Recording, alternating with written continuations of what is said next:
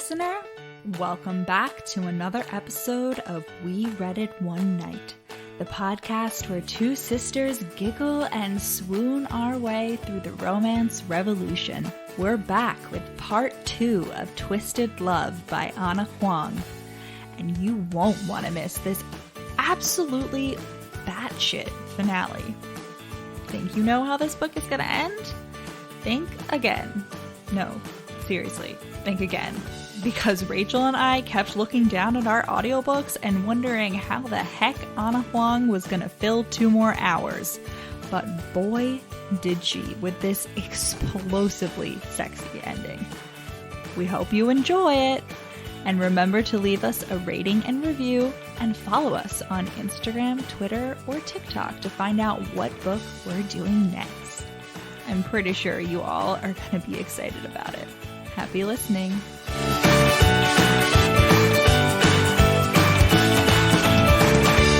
Hello. Hi, Rachel.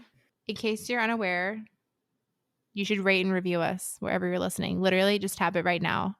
We'll give you like 5 seconds, then you come back and you keep listening, and it's gonna be great for everyone involved. Guaranteed serotonin and dopamine boost this time. We're upping the ante. Anyway, if you forget about money, so like for example, you had a part-time job back in the day and like you quit at the end of the summer and you like forgot to pick up your last paycheck, or like you were mailed some like refund from like State Farm and like it went to the wrong address, it got returned, anything like that, you have a small savings account that you like forgot about from when you were 15, all that stuff, if it sits for long enough, it will do what's called a cheat to the state, which means that the government takes it and holds it in like a bailment for you. And they do that to like not incentivize companies to like intentionally keep things from you. So it's not bad, like it's good, but it's it takes a while for them to do this. You have to like forget about it for a long time, but you can get it back by Googling and checking. So like every state is going to have like basically a database where all you have to do is like type in your address and your name, like last name, and it'll tell you if there's anything sitting for you. And then you can file a claim to try to get it back. So just Google, Google like lost money and then your state and type it in and like search it. And, you know, verify that it's like the government website. Like don't be like going on some like whatever. I don't know what sketchy sites there would be, but like verify that.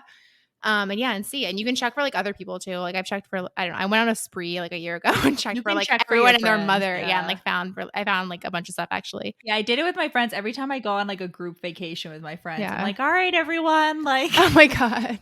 There's a little finance corner there'll be one dinner where I'm like, does everyone open their does everyone have a credit card that gives them cash back? Has everyone opened their high yield savings accounts, or you are saving Roth for retirement? IRA, yeah. But you can also check for like everywhere you live. So it doesn't have to be like if you currently live in like New Jersey, but you used to live in like Alabama, like you check both of those. Like any address you've had, like check that state and like make sure, because you never know. Like you could easily have something. There could be things that you didn't even know you were getting, like I don't know, like a class action bullshit type thing, like that. You know, it doesn't have to be like maybe like forgetting about your paycheck might be a little far fetched for some people.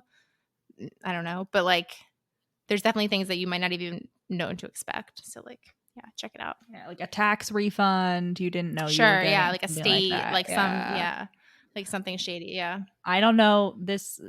Don't know that this applies internationally, but look into your own country's policies for all our international listeners, because there is a chance they have something like that too, and you never want the government to keep the money that they.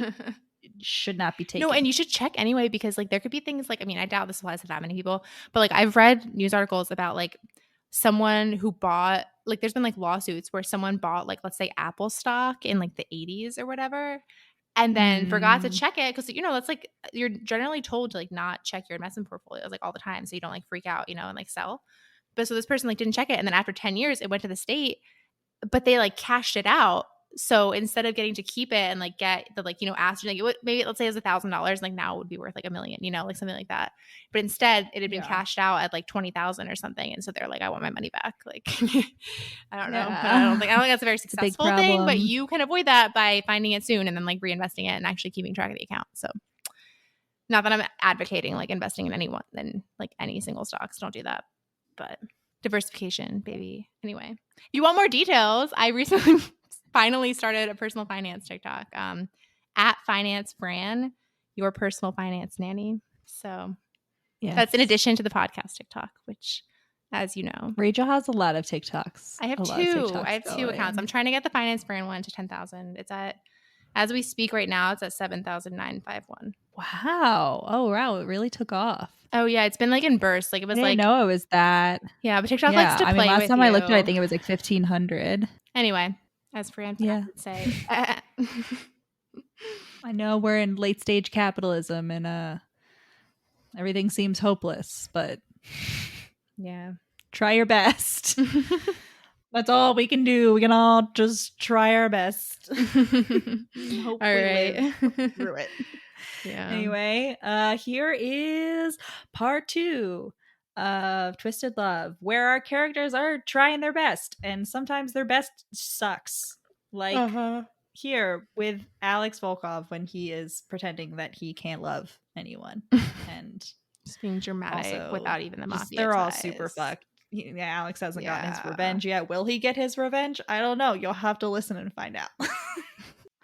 Okay, so then Ava like storms off or whatever, and Alex is like, oh, like where is she? So then he like goes to find her, and he sees that Liam is pinning her to a wall, and he's like running to save her, but Ava gets a good headbutt in first, and then Liam is like, you bitch, naturally, and like tries to go after her, and then Alex is like, not today, fucker, and he beats him up. But specifically, he's like, I take Krav Maga, so I am able to control my hits. So he won't die.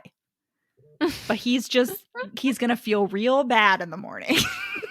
I really appreciated that inner thought process. Ava's like, don't kill him. And Alex is like, of course she still cared about his well-being, even after he tried to fucking assault her. And I would just like it to be noted, he didn't try to assault her. He both assaulted and battered her. You don't have to like, it doesn't have to like go as bad as it could possibly be for it to still be completely just as much actual battery assault. Yeah. Yes. Keep that in mind. Anyway. So, and then she tells him about what happened with Liam last weekend. She's like, yeah, he I already had to knee him in the balls once. And he's like, if you'd attended Krav Maga lessons like I asked. Oh, God. Anyway. And then Ava has like a flashback. I don't know what triggers it. She has a flashback essentially where we hear that her parents got divorced, that her dad like took Josh in some weird parent trap situation in which mom got custody of Ava and dad got custody of Josh. And then like we get the quote unquote reveal that it was her mom who like pushed her in the lake. Like we get the alleged confirmation. Also that like they have a lake in their backyard, but she doesn't know how to swim, which like I thought she was 9 at first. She's actually 5. 4. She's 5, which maybe that's forgivable. Again, though, like I was obviously swimming way before 5 per our earlier conversation. I get that like not everyone's going to do that with their kids, but if you have a lake in your backyard that you like encourage your kids to play around, like that's just insanity.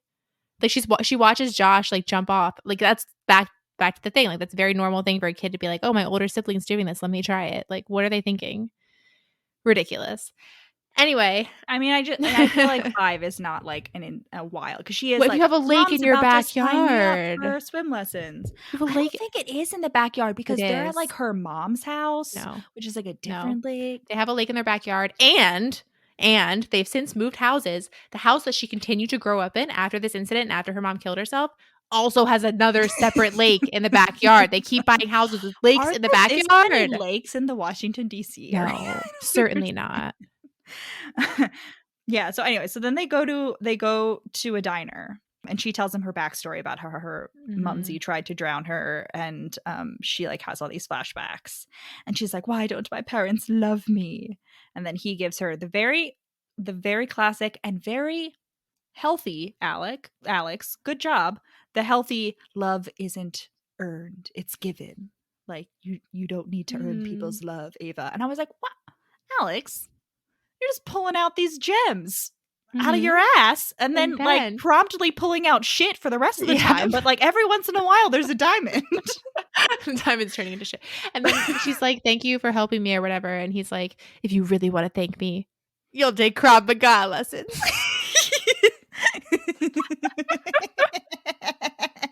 No, just love this because I would be the exact same though. Like when I'm trying to like push something like this on someone, like I would Bring do it up that. in every I would just be like, well, if you went to Krav Maga, But then she gets like, for some reason he also owes her, so like he agrees to like sit for a portrait session with Ava.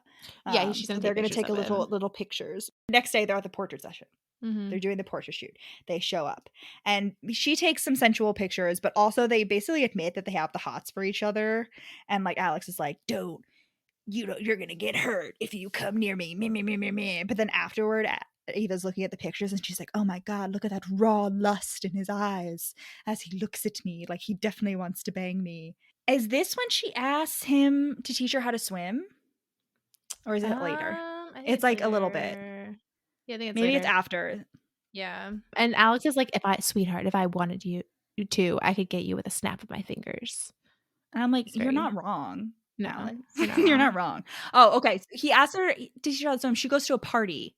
Mhm. And Alex is like brooding in his office. Like he's brooding. He's like, what should I do? Like I'm almost about to achieve my revenge. Like what should I do after my revenge has been achieved? Like I don't know. Big problem. And then he sees like he goes on social media. He's like, I hate social media, but it's good for like gathering intel.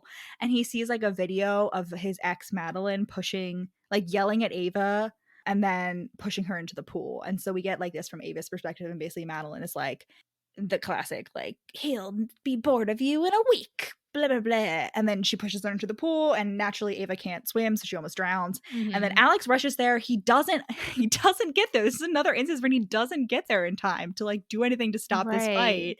Her, like, Jules pulls her out of the pool and, like, takes her home or whatever.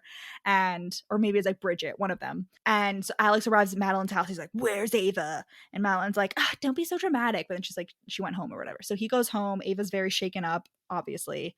Alex, on the way to Ava's house is like, I'm gonna destroy Madeline's family's company, of course, because why not? Total dick. Yeah, so he goes to comfort Ava. It's tender, and Ava's like, will you teach me how to swim? Mm-hmm. Yeah. And I was expecting, okay, so when they first described this, the swimming lessons, they start with like swim mindfulness, like she's doing like meditation, she's like visualizing being in the pool, which fair, like that makes sense. But at first I thought, like, I didn't catch that it was just mindfulness. So at first I thought, like, I was like, so are we not going to get, like, any scenes of him teaching her how to swim? Or are we just going to be like, and then a month later I knew how to swim? But, like, that wasn't the case. But at first I was like, wait, no way. So we also, like, hear about the Madeline conversation from Ava's perspective. And Madeline's basically like, you would never be able to handle him. Like, he likes to tie you up and, like, fuck you from behind and whatever. And Ava's like, oh my God, I'm so turned on. She's like, the arousal her picture painted. And I was like, are Madeline and Ava about to hook up right now? Because, like, that's the vibe I'm getting. I'm just saying, like, at the end of the book, someone asked Ava if she's ever had a threesome. And I just feel like that's got to be foreshadowing. I hope not, but maybe. Ava, like, also brings up Madeline. Like, she's like, oh, Madeline told me what you do. And Alex is like, are you jealous of Madeline? The thought pleased me more than it should have. Full circle. So now Ava's thrown Alex a surprise birthday party, and like with all the karaoke. He doesn't have karaoke. and surprise birthday party, and Ralph, his Krav Maga teacher, is like helping her orchestrate. Oh, okay, because I like forgot. I forgot that Ralph appeared here, because at first I was like, wait, the Krav Maga guy only appears at the beginning and at the end. And at the end, when Ralph came back, I was like, who the fuck is Ralph? Yeah, and it took a long ass time for me to be like, oh, it's the Krav Maga guy. Yeah, I thought the only person I could think that Ralph was like Bridget, the princess's retired bodyguard, and I was like, why are they hanging out? No, I'm sorry, it's not Reese. That's the one who leaves so that like Reese replaced him. Boater, Budger, Boomer, whatever. So wait, they're doing karaoke at this party, and Alex is like, I'm not doing anything. Wait, sorry. When he comes in, his first question, when they're all like, surprise, and he walks in, his first question is, how did you know it was my birthday? Oh, God. No, because I wish someone a happy birthday today, and that was their response. How did you know it was my birthday? Well, no, it's like, who told you? It's like, what? It was a kid in my program. Whatever. Alex wasn't. He's like, how did you know it was my birthday? They're doing karaoke, and Alex is like, I'm not doing that. I don't do anything unless I'm good at it, which is another huge personal red flag that has nothing to do with dark romance. No. He doesn't sing. It's not that he's not good at singing. That's what he said, though. It's that he's like, I went to, and he's like, I am good at karaoke. I am good at singing, but singing is too emotional. And I don't like connecting to my feelings in that way. And so I won't sing because I'm a brooder McBrooderson. That's why. He's like, of I course. He know, says but what something. he He's like, of course I'm says, good at it. yeah. I mean, he sings later on. Keep that in mind, friends. Then they're doing the dishes together, which I'm Yeah. like, why did he have to do the dishes at his own party? Like, come on. Well, they all volunteer to clean up. Yeah, and Ava no, well, it's specifically, nice of- no, Ava specifically, like, you don't have to do it. Like, you don't, like, I'll handle it, like, whatever. And Alex is like, no, you know. Yeah. Okay. Anyway, he tells her about witnessing his family's murder and that basically, like, a business rival put a hit out on his family. Which made me think, like, are people with HSAM or whatever, are they better at being eyewitnesses, do you think? Like, I know they remember Maybe. everything, but like in what detail do they remember images? Because he specifically, because Ava's like, oh, is that like photographic memory? And he's like, no, it's not. So it's not like photographic memory. So he wouldn't necessarily remember like all the details of their faces. You know what I mean? It's interesting. I don't know. That's a good question. But this very much made me think of Wrath from Dark Lover witnessing his Why? parents, because Alex has the same fucking trauma. And he was like, I was yeah. a coward. I was so weak. I didn't save them. I just hid like a Yeah. little baby, even though my dad put me in the little baby hole. No, but he doesn't fixate on that as much as But Raph. he does very much, like, when we get the full flashback of his family's murders, like, he's very much like, I'm a coward. I'm a coward. Because even in the flashback, he's like, I'm considering going out, but I know that like they would just kill me and then we'll never get vengeance. So I feel like I know, but he also calls himself a coward. yeah. You know, it's not as like part of his core Yeah. personality the way Wrath is, but like it was very much, I was Yeah. like, Wrath, King of the Blind King, is that you? Oh my God. Hello. I would not be surprised if Ana Huang has read Dark Lover at all. Or just like all of those books. J.R. Ward. Yeah. So they bond, and then they like start having a hot makeout session. And this is the first of many times that Ava's like, the possibility of someone walking in on us, like, turn me on. Oh yeah, Ava's like really into, like, I don't know what that is. It voyeurism, or is it like the chance exhibitionism? of, you know what I mean? It's not like, voyeurism. It's exhibitionism. Yeah. Like, is it? But it's like a step yeah below exhibition. I feel like there's got to be a term for it. Like, you There get turned definitely on by is. the risk of being discovered. Yeah. Yeah. Anyway, so, but of course, Alex is Bria McBrooderson. So he like pushes her off. He's like, no, we can't do this. And in his head, he's like, I have to save her. I'm too damaged and broken for her. Meh, meh, meh, meh, meh. But then she hasn't been texting him for a week. Why? So Apparently, after this, wait, sorry. I would just like to say that it turns out my Bing, which is I'm using this because that's the only thing that Zencaster works on, blocks adult content. I have to like change my settings. you have parental settings on your Bing. Bing. I was trying to Google what that's called. I don't know how to do that. Let me see. Oh no. God. Anyway, so Ava like is obviously mad because Alex is a dick, and he's like, she's like, why can't we make out? Like, we both liked it. We're both into it. Like, why are you being so dumb? So she doesn't talk to him for a week. She's like giving him space. She's like, you said like you didn't want to do it. Like, we don't have to hang out. And meanwhile, he's been brooding this whole time, and he does go to her place of work while she's working.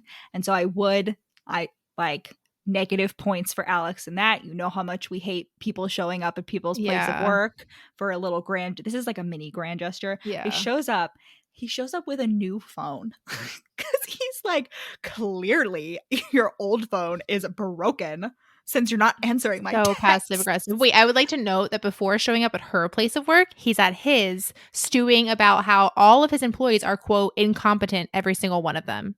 So that's one of the many times that he's like shit talking. That's not, he's not mean to his employees' faces though. Yes, he is. There's a difference, but he's also mean to his faces. He's not calling them incompetent to their faces. Anyway, but we're told so he shows up at her thing. He's like, "You're not answering my text," and then she smiles.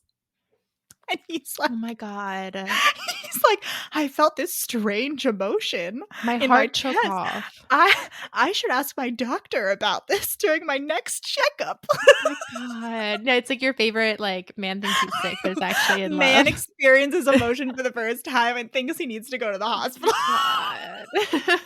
And then she's like, you missed me. And he's like, absolutely not.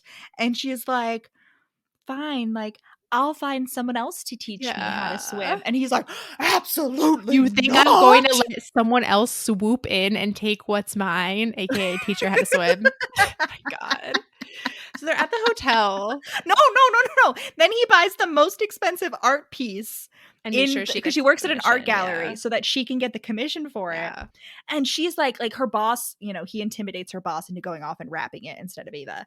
And she's like, Alex, that piece was $40,000. And he's like, well, shit, I thought it was expensive. Glasses fall down like, and then he flashes her. Rachel, did you note this? I did He not. flashes her a crooked smile. Oh my God. He also, when he walks into the gallery, she's like, he's like, my custom made loafers are silent on the marble floor, which just gave me, I don't know why, a visceral flashback to those ugly ass Edward shoes. You know what I'm talking about in the first movie? Have you ever seen a picture of Edward's No. shoes? You haven't seen that? I mean, I believe that they're ugly. No, but you would not believe the level. Yeah, we're going to have to link to them. Wait, so they're at the hotel learning how to swim. And she's like, it was a standard Olympic-sized pool, but it might as well be an ocean. What kind of hotel has a 50-meter lap pool in it? What? There's probably like 5 50-meter lap pools in all of DC max. Like, no. And then she gets in the water and she like has a panic attack, and he rescues her. And then, you know, obviously post panic attack, you know, horny Ava comes out and she's like, let's fuck. Like, Madeline told me what you'd like in bed, and like, I'm intrigued. And he's like, fuck. And so they go up, they get the penthouse, and he basically goes full throttle, and he's like, just letting you know, if we do this from now on, I will kill any other man who touches you. And I know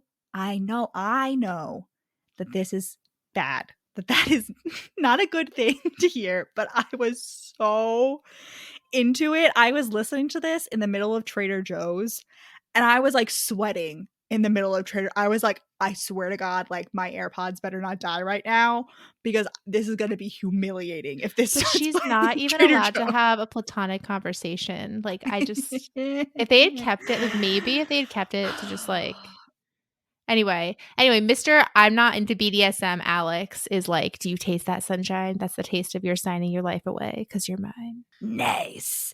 And then they fuck. They're fucking like really, really hard. He says, if I was going to hell from this, I might as well enjoy every second. As long as I'm going to hell, I might as well do it thoroughly. Yes. And while they're fucking, he's like, you're so wet, my beautiful whore.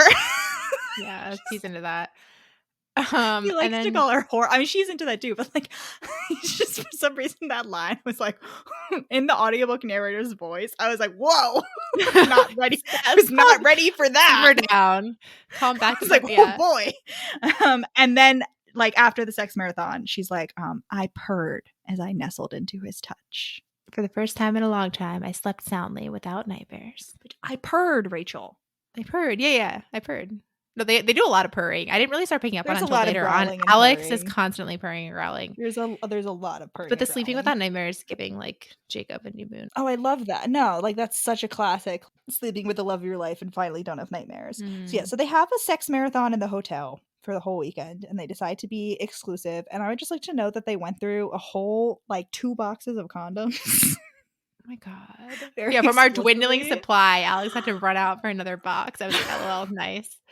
And she's like surprised when he's like, oh yeah, like I will be monogamous. I'm like, why? Like, would you not expect that if he's like demanding it from you? Like, it's just ridiculous. Yeah. And then note from earlier that it would not be, it was the first but not the last time someone would pick up the phone. Alex picks up the phone, and it's not even something important. I thought it was going to be like something important. No, it wasn't. He's discussing square footage and business calls. Okay. All right. Okay. And like zoning. It's great. Yeah. He takes him to school in the middle of sex, and they keep having sex, and he just like he just mutes. He just mutes the guy every time. Oh my God. Oh man, I really enjoyed that. Anyway, now they're done their sex marathon. They're officially dating. Ava goes to wish her dad an early birthday. She brings him one of her specialty cakes. Forgot to mention this earlier, but Josh's birthday cake, the way it's described, reminded me very viscerally of Linda's fudge cake from Cheesecake Factory, and I was very pro that. Yeah, so she wishes her dad an early birthday, and her dad is just very sus. Like, he's very suspicious. She has like a flashback of when her dad told her that her mom died by suicide, and also that like her mom was the one who pushed her in the lake. And this is when it's kind of established. I felt like in this scene, it was established that like, okay, so Ava's optimistic, like as a coping mechanism. Like she was like she smiles. She's not optimistic. Yeah. She just like smiles a lot. She's like, I read somewhere that smiling can trick your brain into releasing endorphins. So I smile all the time. Yeah. And then at the end of the conversation, her dad stares at her. She's like, why don't I feel comfortable around my dad? Why don't I like my dad? My dad saved my life. And then he stares at her like he hates her. And I was like, okay, so she's definitely the product of an affair. Like, he's afraid of me. Yeah. Like, he hated me, like he feared me. I'm like, all right, so he has something to hide. He's like afraid it's going to come out. Now it's like fall fest in the college. It's fall festival and they're all hanging out. And Alex shows up and he cuts his hand randomly, and then they go and they fuck in the student health center. Okay, before that, Ava's like, I wasn't sure. She's like, oh, my friends are like meeting him. I'm not sure what to call our relationship. Couple sounded too mundane. It's like destiny and fate. Yeah, anyway. Oh, Edward and Bella. So they fuck. And she's once again like, I'm so turned on that someone could walk in. Yeah, and she's like, he rips her underwear and puts it in her mouth because she's, quote, a screamer. And I was just like, the poor receptionist. Like, they specifically are like, the student health center is empty except for the receptionist. And I was like, this poor woman does not get paid enough for this. No, and Ava's like, the receptionist probably knew what we'd done. It didn't take that long to bandage a wound. And I'm like, all right, you wish she did. Like, that's, yeah, God, leave this poor woman alone. Now it's Thanksgiving. And Alex has been coming to Thanksgiving like for the past 8 years. Yeah, for Josh. Like, that's a normal thing. And she's like, let's come to Thanksgiving with me, even though Josh isn't here. So they go, and the dad is looking stressed about Michael Chen. The dad is looking stressed about work or something. And it was at this point that I was like, the dad is the business rival that Alex is trying to destroy, like 100%, because we've had multiple things where Alex is like, yeah, I've been like, slowly sabotaging my business rival's business. Like, so he just like, he doesn't realize he's being sabotaged. He just thinks it's a bunch of like bad luck. And I was like, okay, so like, there's no way we would have gotten that detail. Something we never mentioned is that like the hit, like I don't think we mentioned it. Alex's family was killed. Like, it was prosecuted as a home invasion gone wrong, but like he knows that it was actually a hit ordered by someone. Yeah, so then in her childhood bedroom, Ava has a dream about being choked, not drowning, like specifically about being like choked. And she also notes that her nightmares are worse at home, which is significant. And then once again, she wakes up and it's 4:44 and she's like, ah. Wait, I would just like to say, so for once, Alex is actually sleeping. And Ava's like, even though I want to find like a insomnia cure for him, a tiny selfish part of me was happy he was awake to watch over me from dusk to dawn, like watch me while I sleep. Like a fucking vampire. And then she hears a weird like call from the lake, like she's being called to it. And I was like, okay, well, this is either like she's still dreaming or it's like some kind of supernatural element, which like this is not the last supernatural type element that we don't really get an explanation for.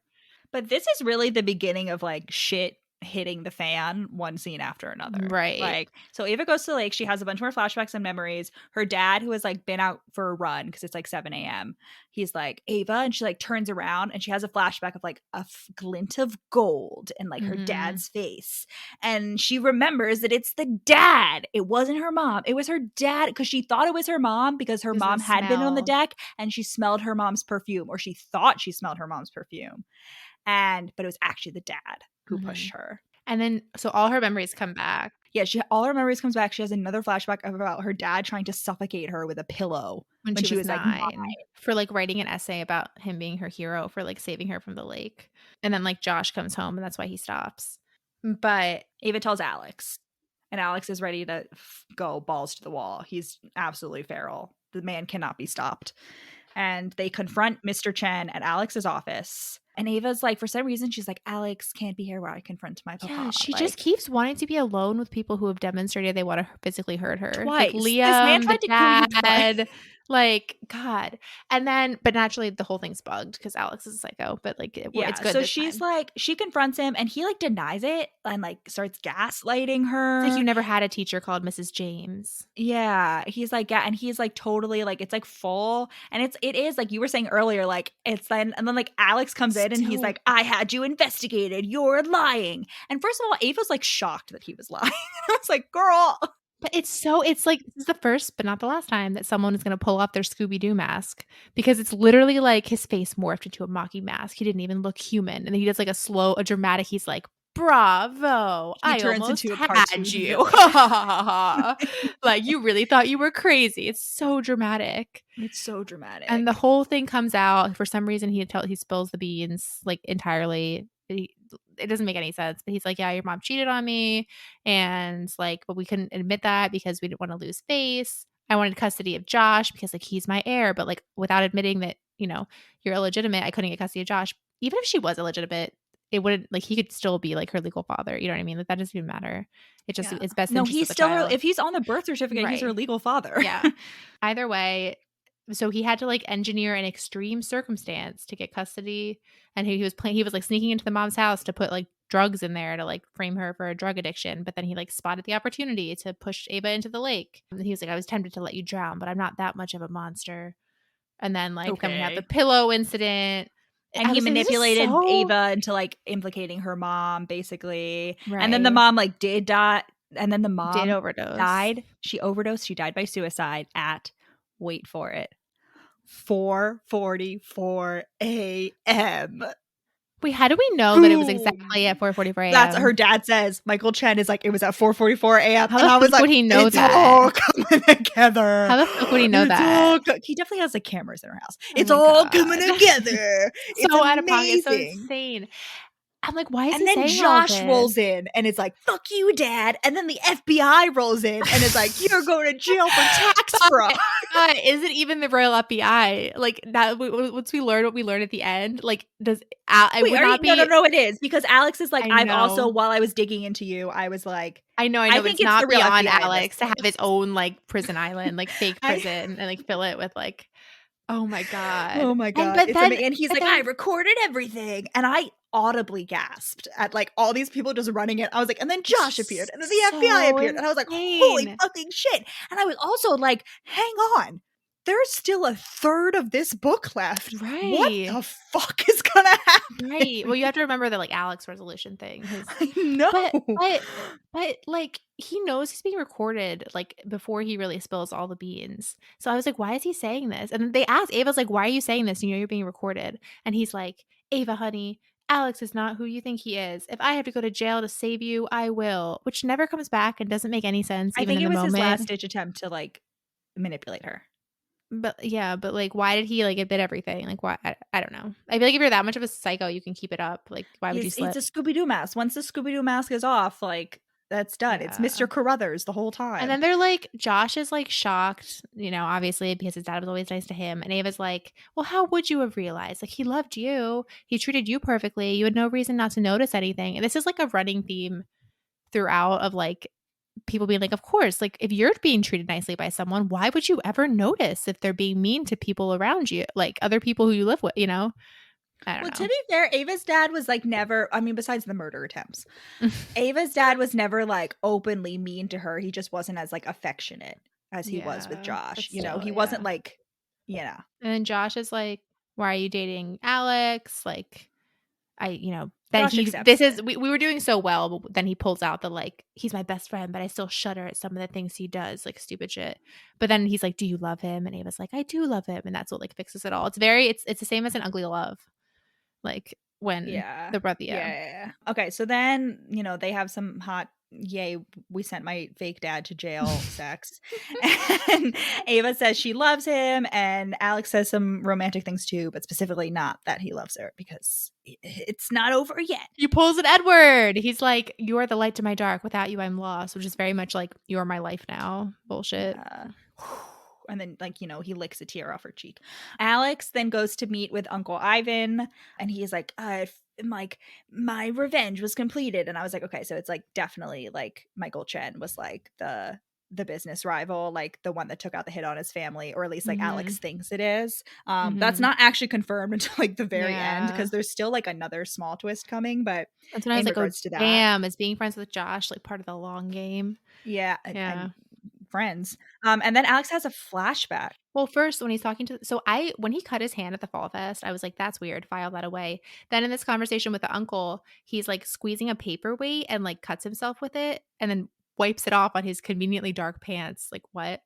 And it turns out it is relevant to, so it's never explicitly like that's a thing. He intentionally makes himself bleed on his hand. Like, no, it's never explicit, but I don't think, but it happened at the Fall Fest too. Like, it seems like he's just like reopening this wound. Oh, a little metaphor. Yeah, there. That's what I thought it was. Yeah. Okay, so now we get a flashback to the day it all went down, and we don't really learn anything from this. Like, well, we learn about Smudges, the cat. I was going to say that.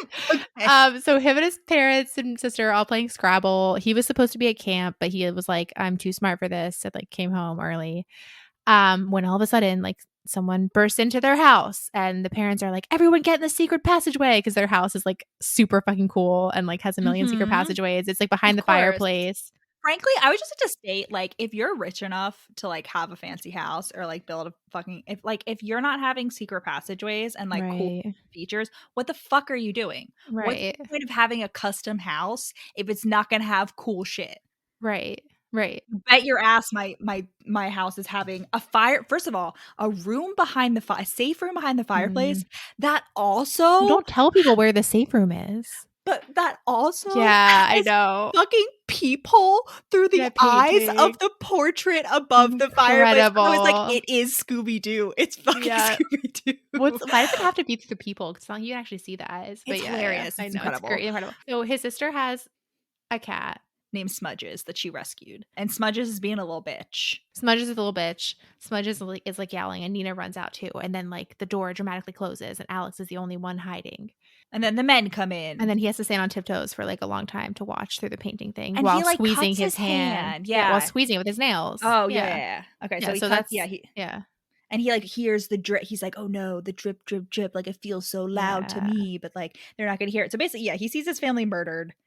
And they're also like, wasn't there supposed to be another kid? And then they're like, I think he's at camp or something. Shit, I've never been to camp. Have you been to camp? I got very like Marv and Harry from Home Alone vibes from these killers. Very much that. And then Alex is like, I felt nothing at all. So like whoever sent them like knew that Alex was going to be at camp and like presumably intentionally didn't want Alex killed. Which is odd. Yeah. But okay. I guess. But also, I forget whether we learned this now or whether we learned it like very shortly after this, but those killers, like they were arrested from like security footage. That's why it was like a home invasion. And then they later like were killed in jail. So that's how like Alex and the uncle were like, yeah, it's definitely like someone took a hit. It wasn't just that like I hate home invasion. Also because Alex heard it. Like which I didn't pick up on, but later he mentions that he's like, they mentioned he who sent them who knew I would be at camp, but that's like all publicly available information. So Alex knows it's a hit independently. It's just like, I guess the police didn't believe him. Like, I don't know. Yeah. And then Alex, so we get back, and Alex, like Uncle Ivan has said something like, you've been distracted recently. Like I talked to your secretary, and he was like, why are you talking to your secretary? And Uncle Ivan's like, well, I'm the CEO. Like the secretary doesn't have a choice. And Alex like hears that and he gets suspicious. He's like, why the fuck is my uncle going to such great lengths to like check up on me? Like he's starting to get suspicious. This is at the point that we learned that Uncle Ivan at one point told Alex that he shouldn't trust anyone because it's always the people you least expect who will stab you in the back. And I was like, sir, you're basically just confessing at this point. Like, are you insane? And so Alex goes like a snooping. And he finds some secret papers in the library.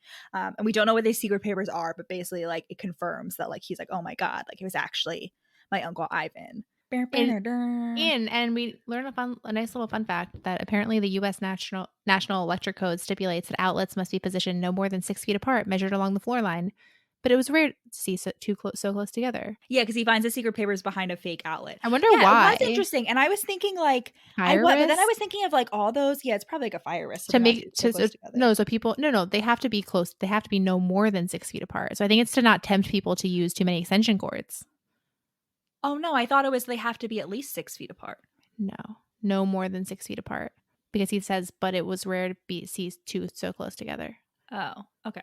Interesting. So then we flash forward. Alex and Ava are on a date. Alex has been distant this whole week. Ava is like ready to celebrate that she got the World Youth Photography Fellowship, which is a fellowship she's been like mentioning throughout the book. But like it really, I didn't think it was going to be relevant except to like emphasize that she was into photography until like, you know, it suddenly became very relevant the last third of this book. Mm-hmm. So she's like, woohoo, I'm so excited. But Alex is an hour late. And like this random guy that Ava like I don't know went to college with like comes up and he's like, "Can you? I heard you're a photographer. Can you shoot me and my fiance's engagement shoots?" And she's like, "Sure." And like Alex naturally shows up as the man is giving her his number and is a dick, and he's still being a dick. And she's like, "Why are you late? Why didn't you call me?" And he's like, "Oh, my phone died. Like I was like doing something for work. Like I was business, like whatever." And I can't. And then like 5 minutes later, his phone buzzes in his pocket, and she's like, "I thought you said your phone died." Yeah, and like of course she's not allowed to answer for an hour when you have no plans to meet, but you can intentionally ignore her and lie to her, like, and then be an asshole. He's like, I showed up and saw some random guy flirting with my girlfriend. How was I supposed to react? And I'm like, how about not like an abusive asshole? Like what? It's like, you know what it is? It's like food aggression in dogs. Like, have you ever seen those videos of them like testing like dogs with a fake hand to see if they're suitable for adoption? Men that are like this aren't adoptable.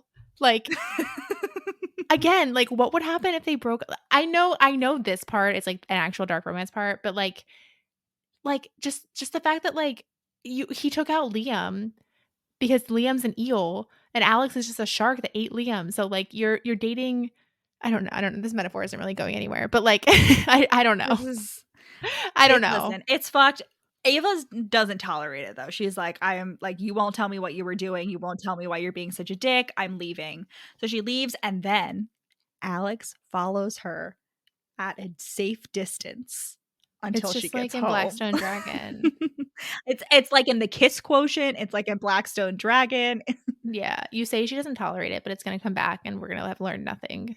Like 0 things will be learned by the end of this book. And then this is when we find out what Alex read in the library, and it turns out that he found love letters between letters between his mom and his uncle. And essentially Uncle Ivan was in love with his mom, but his mom was like, "Ooh, get away from me, I'm married to your brother," and she had to get a restraining order against him. And basically Uncle Ivan was the one who took out the hit on his family, which Alex finds out through like a very elaborate like web of hacking / like the hired assassin network. You know, he like gets all this intel, and I knew, and this is when we found out we thought it was Michael Chen, that Alex thought it was Michael Chen this whole time. So we get confirmation that it was Michael Chen.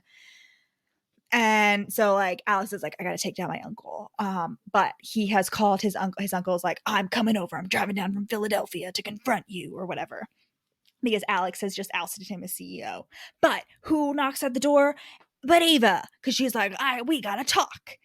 And they have like a very tense conversation where the 3 of them have coffee, except the uncle has green tea because it's good for it helps you lose weight. Just remember, he has green tea from Alex. Important. And Alex explicitly is like, "I'm going to settle this with my uncle, and then I'm going to make it up with Ava. Like, and I won't tell Ava the truth." And I was I'd like, rather boo-boo. be the villain with her by my side than be a hero who missed losing her because of some misguided sense of morality. Yeah, I was like, "Boo-boo, you just sealed your fate. You dummy." Anyway, now it's Uncle Ivan's turn to be a Scooby Doo villain. He kidnaps Ava and also Princess Bridget, which is like, okay. So random. Well, this whole time, Alex has given the uncle like 2 weeks and done nothing we learn later that he has done something, but like this whole time I was like, why is he giving the uncle 2 weeks to like scheme and stew? And we know that like, you know, the uncle's the only one who can take him in chess, like meaning that he's the only one who can like out scheme him. So like, why are you giving him 2 weeks to get a head start? And then shocked that he does that. He kidnaps Ava and Bridget, and he's like, "Give me $50 million and give me back my CEO position." And Alex, of course, is like, "Well, I can't show that I actually care about Ava." So he like, you know, lies, and he's like, he basically admits that like he first befriended Josh in order to get in on Michael Chen and like get in on Michael's house, but then like he actually became friends with Josh, and then he like made Ava, and he basically is just like, Ava and Josh were just pawns so I could get to Michael. And Ava's like, no. Oh, we also find out that Alex has been poisoning Uncle Ivan. That's what it was. He The green poisoned him tea with the was green poison. tea. And it's so dramatic. No, well, first of all, he's like, the guard I'd hired to guard Ava but failed at his job would have to die too. Like, oh my God.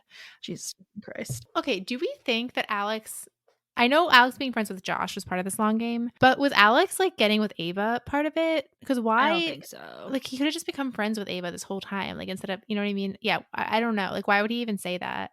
I think maybe because he's the one that suggests that he look after Ava for Josh. So I think when he suggests that, he's probably like, this is the way that I can like continue to like be in Michael Chen's life. But like he explicitly is like, I don't want to, but yeah, it's unclear if he was like trying to get her to. But like, I think when they eventually started hooking up, like that was not. And then Uncle Ivan pulls off his Scooby Doo mask, like literally his lips stretched into a thin grin. He looked nothing like the man who took me in and treated me like his son, or so I thought. Like it's the same. It's like the unrecognizable mask. Like, and then we find out that Alex has been poisoning the uncle. Like the green tea had poison in it, and he's like, "This is a rare poison. Like it's colorless, tasteless, odorless. Like it very much gives like iocane powder from Princess Bride. It's like I've been building up in the past 2 years, building up an immunity to iocane powder."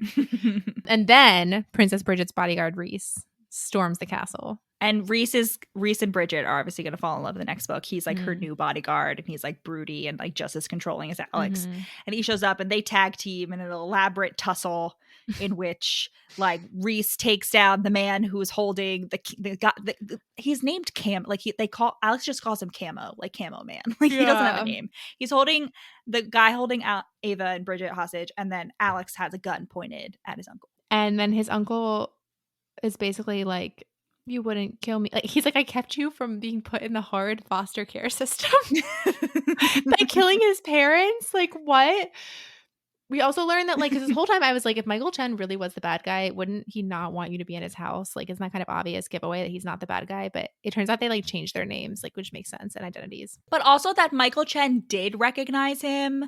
But because Michael Chen wasn't the one who took out the hit, he was like, I don't really care. Like, whatever. Because the uncle, like, he picked Michael Chen as the scapegoat because Michael Chen had, like, dissed him at a party, like, 20 years before.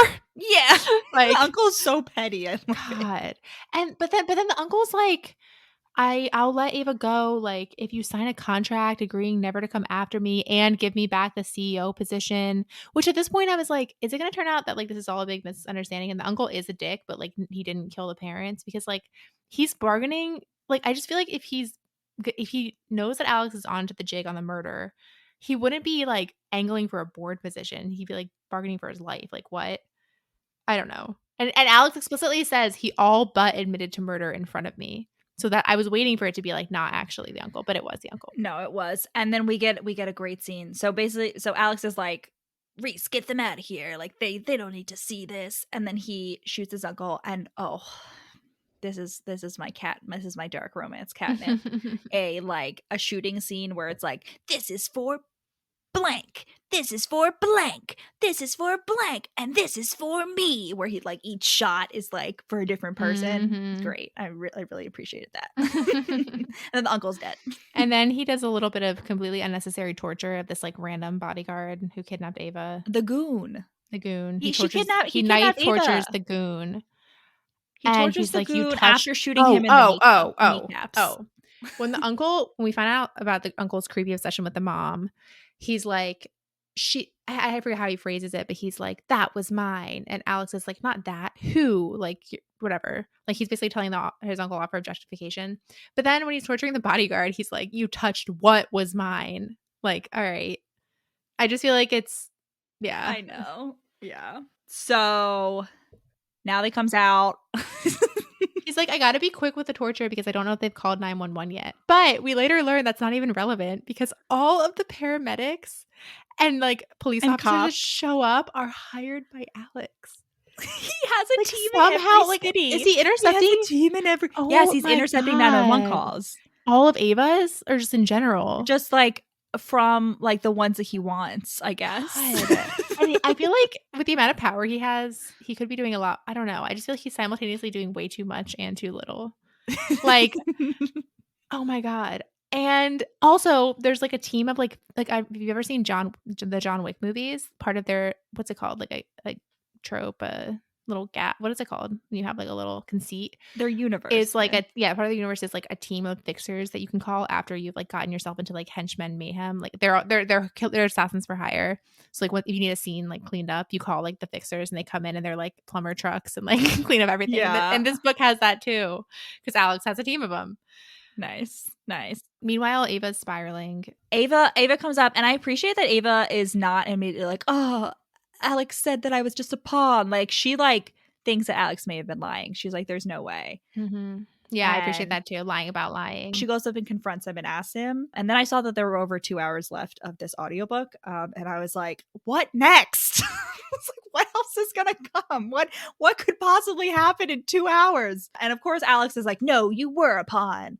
And he's like, I have to do it to protect her because she's his weakness. He's like, I can't put her in danger if she's with me because like she's my only weakness and my enemies will use her against me. And as he's watching Ava go, Bridget leads a heartbroken Ava off, and Alex watches her go, and his eyes are burning with a foreign pent-up emotion. And I'm like, that's called tears. That's called tears, sir. Oh my God. And then he burns down the mansion.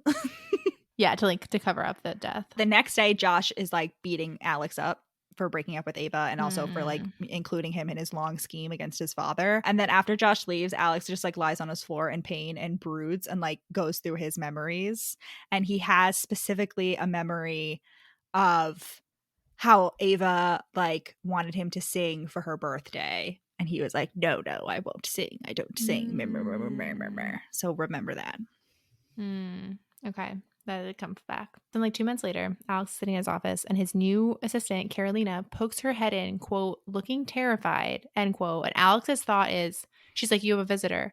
Alex's thought is, how hard is it to find competent staff who can keep out unwanted intruders nowadays? Like his entire office is afraid of him. He's such an asshole to his employees. And then Princess Bridget walks in. And Bridget is described as a, quote, statuesque blonde, which at first I thought it was going to be Madeline. But I like that there were allowed to be 2 statuesque blondes and only one of them was evil. That was nice, I guess. And Bridget basically shows up to be like, listen, I need to like, if you actually, I feel like you actually love Ava. And even though I hate you, like, I'm going to let you know that she's moving to London. Like she got that like fancy fellowship that was supposed to be in New York for a year, but she changed it to London, even though she's like terrified of flying over water. Wait, but she's overcome her fear. Yeah. Because she goes on she went on a girl power swim before this scene. She went on a girl power swim because she gets like mad that like she's so sad over Alex. And at the end of the swim, a rainbow. She sees a rainbow, a glimmers of, this is her like, she has her like, I'm done moment. Like, fuck this. Like, fuck Michael, like Alex. Through the clouds, I saw quite clearly the glimmers of a rainbow. Yeah. And so Alex is like, I have to stop her flight. And wait. Bridget's talking about Ava, and Alex is like, was it torture Alex with Ava's name day? And he's on the way. But Bridget is like, I know you love Ava because you hired a secret bodyguard to follow her. Yeah. Who's like friends with my bodyguard, Bridget, like, Reese. no. Oh, yeah. Oh my gosh. Yeah. They like got him to talk. She's like, get your shit together. Completely out of character, Alex doesn't like promise in his head to like dismember that guy for like spilling the beans. He does. No, he does. Well, he's like, oh, he's so incompetent, but he's not like, I'm literally going to shred him limb from limb. He's driving on to the airport. And once again, he's like being a little like asshat and like whining about how all the other drivers are slowest drivers. He's trying to go for the love of his life, Rachel. You have to admit but it's the same reaction he has when it's not justified. And he's like stewing about that. And he's like, oh, like it's so unsafe in London, but also she's facing her fears. I wondered if other people felt conflicting emotions like this every day. If they did, I felt sorry for them. It was a pain in the ass. I wonder if other people have emotions. Except in this case, he's like, this is new for me. It's not like, he hasn't been assuming. His first thought is like, to other people. He's like, I've only had 2 emotions this whole time. Yeah. And I'm feeling 2 at once. This is pretty overwhelming. So he runs to the God. airport, but he's too late, unfortunately. Yeah, which is funny. Like, I don't I know, was like, very wow. unusual for this type of scene. Lots of fake outs. And this is the point at which there were still 2 hours to go, and I was like, what the fuck is gonna There's happen? a little bit less than 2 hours at And this like point. basically, well, a little bit before this, I was thinking that, but basically, the answer is nothing. We do get a good grapple. No. Well, I wouldn't call it a grapple. We get a nice It's a stobble, stalking stobble, wobble. a stobble.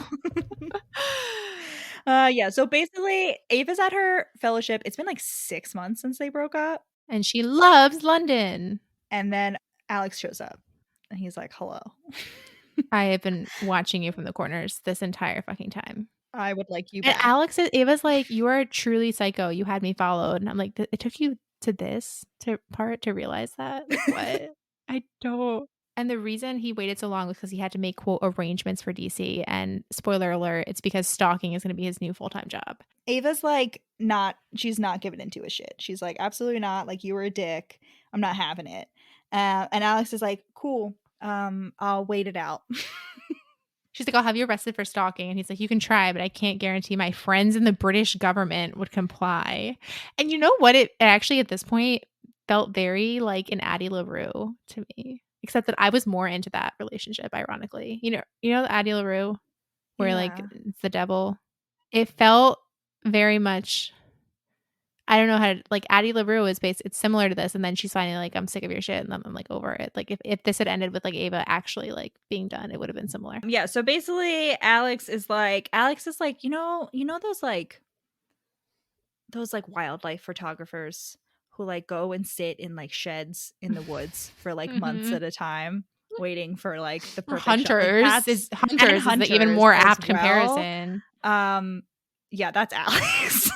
Alex is doing that. So basically, Alex is like, let me just walk you home. It's not safe.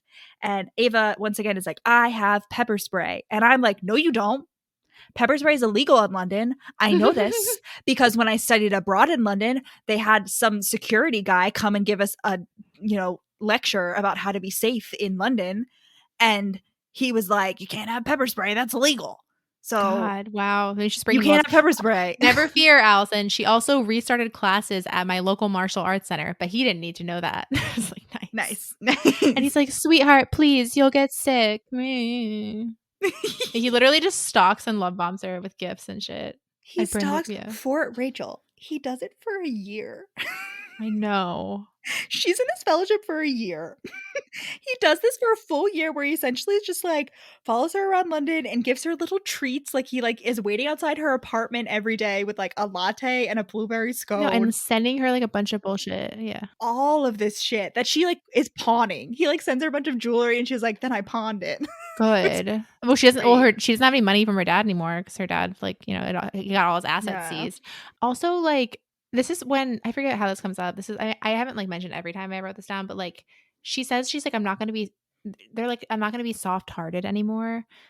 And this is when I was like, what evidence? Like, I feel like soft-hearted is like kind of a synonym for a good person. Like, you care about people, you're like moved to help people. But again, what evidence have we been given that Ava is soft-hearted? I was more thinking along the lines of like she's like too forgiving. Like she gives people too many chances. And when has she done that? She gave her dad a lot of chances. She's given Alex a lot of chances after he, barged into her friend's house and like did all this other shit. That's less chance. Yeah, I don't know. Yeah, maybe. Okay. Anyway, yeah, for a year. I know, it's insane. No, he literally quits as CEO to pursue this as his full-time career. Go home. And he's like, I quit a month ago so I could stay in London. Oh my God. Okay, so the fellowship ends in a gala, and all the fellows are selling their pieces. And the moment I heard that Ava's photographs were up for sale, I'm still just like reeling. Like, I thought about it when I read it, but now I'm just picturing right now. I just had a vivid image of outside my front door there being a creepy ass man for a year. Like, I would literally.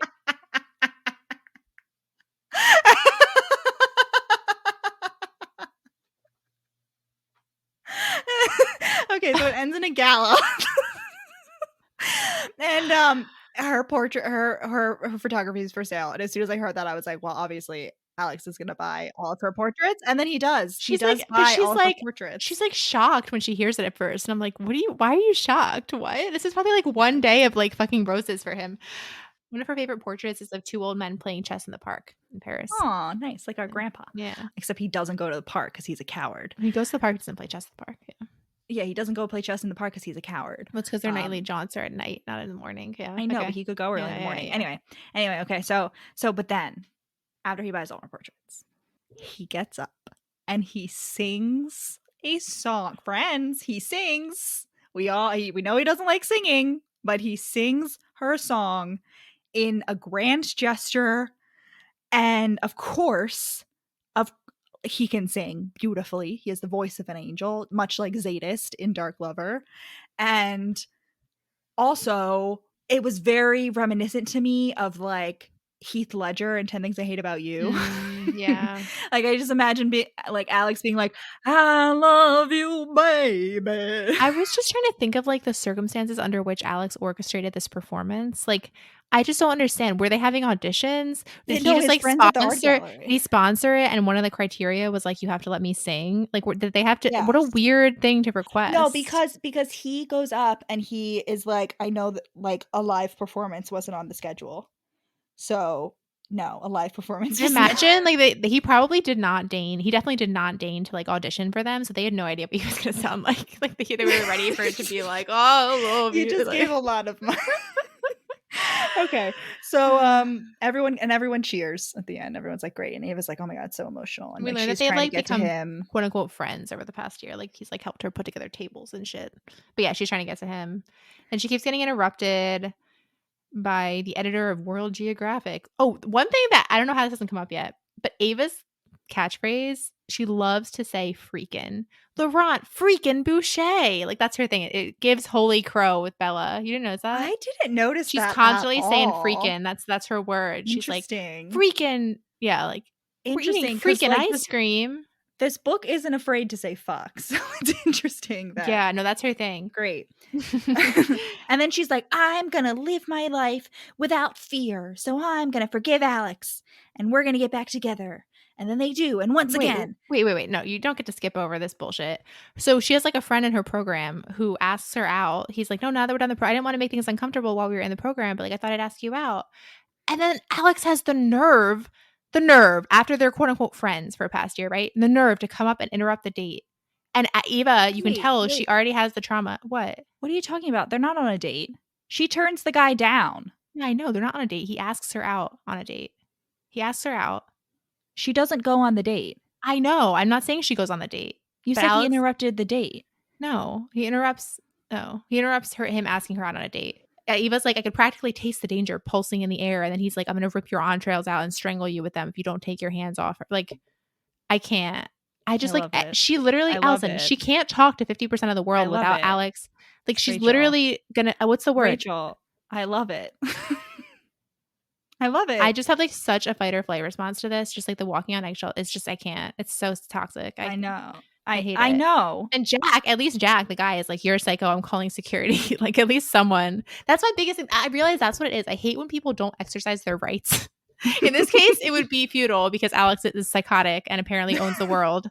But like, if someone deserves to have security called on them, call security. Like, yes. Anyway, they get back together and they once again fuck in the gallery, very close to other people. I just hate that scene so much because like I was so ready for some growth, aka like realizing it's not acceptable to be that controlling, and then we get nothing because Ava's like, "Oh, it's so hot." Like, listen, Ava just forgives him. Don't kink shame. It's not a kink. If she's into it, could be a kink. Ava, it makes her uncomfortable, and it's also not okay to threaten other people as part of your kink. I know, but like threatening to like choke someone with their entrails is like just really. I was like, that's a good one. But he's not kidding. I know. So anyway, they get back together. We get to the epilogue. They're visiting Ralph, the Krav Maga instructor in Vermont, and Rachel, I'm so upset.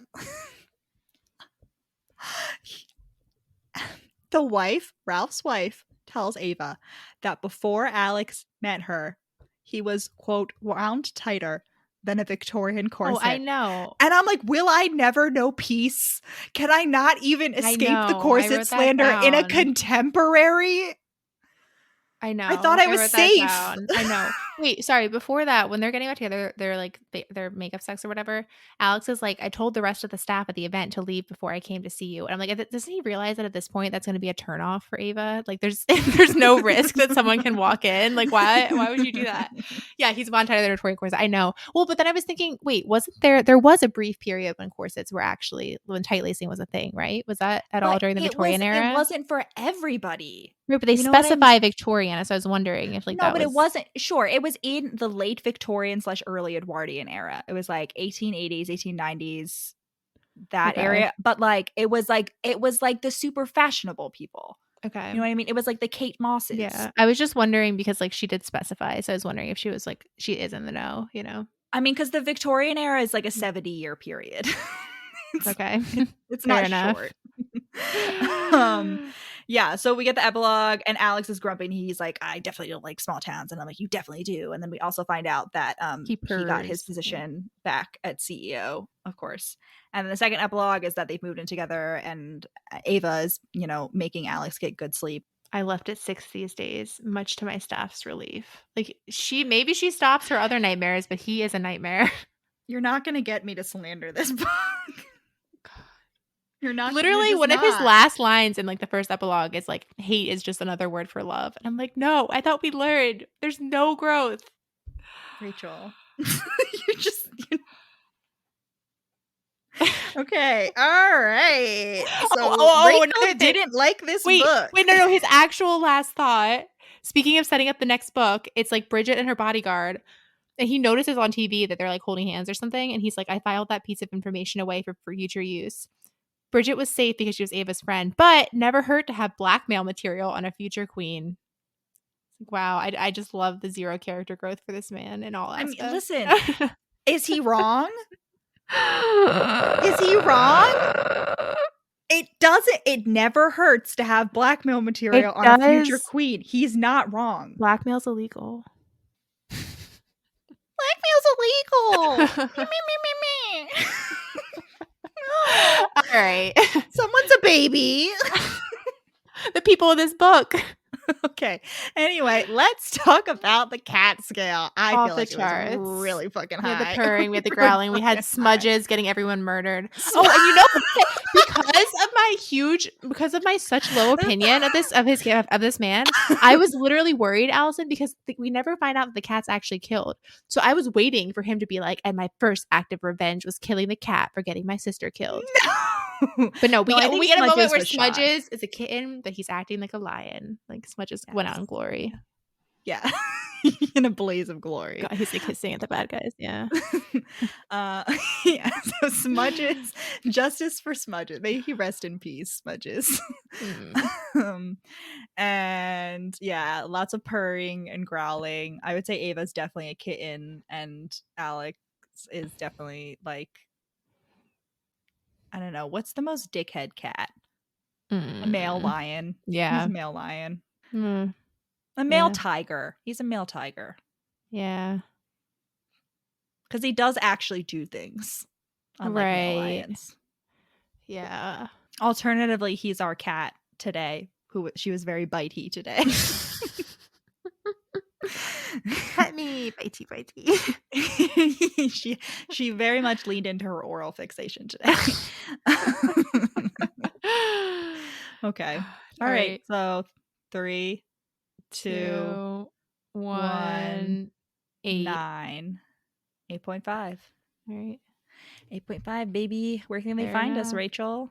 Well, Allison, they can find us on Instagram, TikTok, and Facebook at We Read It One Night. You can find us on Twitter at We Read It Podcast.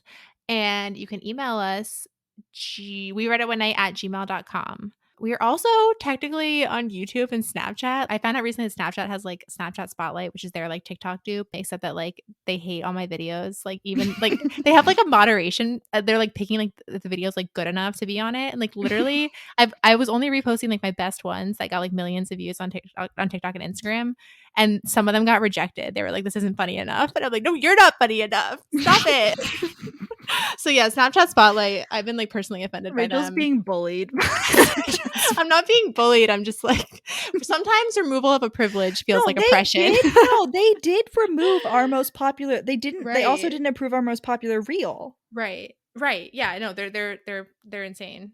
Whatever. Anyway, if anyone works at Snapchat Spotlight, I just want to talk. I just want to choke you with your entrails. Anyway, Snapchat, the gauntlet has been thrown. Give me views or else. Okay. Anyway. All right. Godspeed, comrades. Godspeed.